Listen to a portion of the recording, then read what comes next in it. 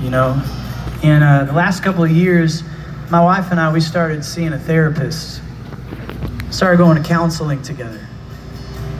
And it was the best thing we could have ever done.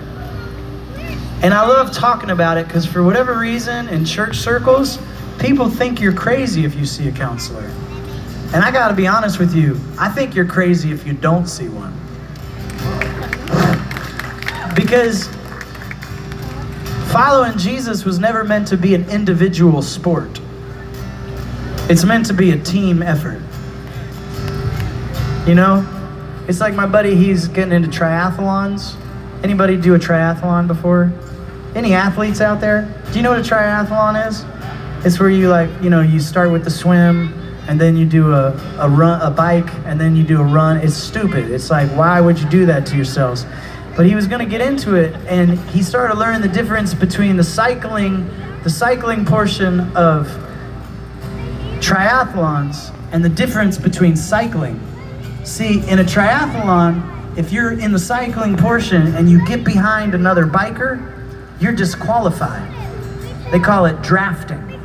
Because a triathlon is an individual sport. It's all up to you.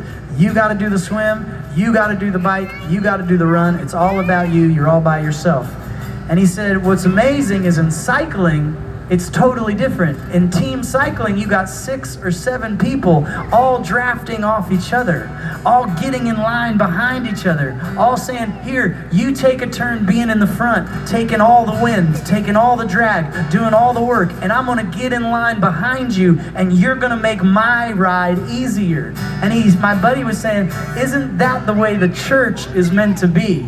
We weren't meant to be a triathlon, we were meant to be cycling.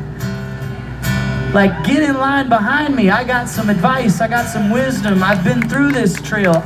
Get in line behind me and we'll do this together, you know? And well, my wife and I, that's what we did. We started seeing counselors and we started asking for wisdom from couples that we really respected. And man, it changed our relationship. And one of the things I learned from a therapist, you know what they'll have you do? And I know it's hot out there right now and probably just thinking about how hot and humid it is, but they'll say, hey, go back to your great regret. Go back to your childhood wound. Go back to that place where you're holding bitterness and you're holding fear, and maybe it's something you did, maybe it's something that was done to you.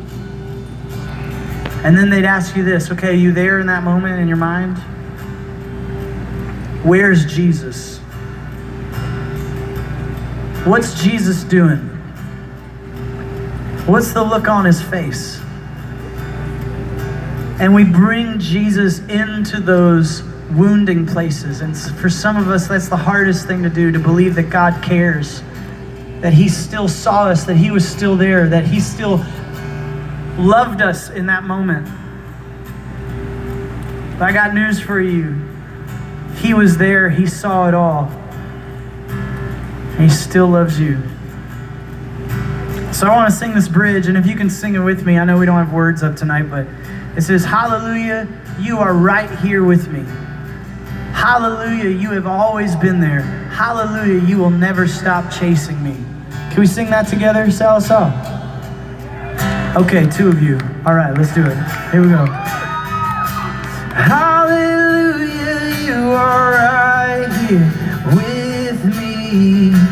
Hallelujah, you have always been there. Hallelujah, you will never stop chasing me.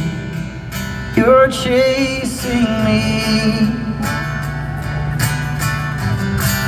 Hallelujah, you are right here with me.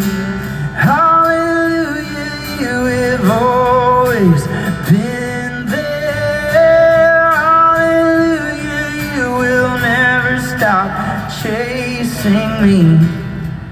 You're chasing me. You're chasing me.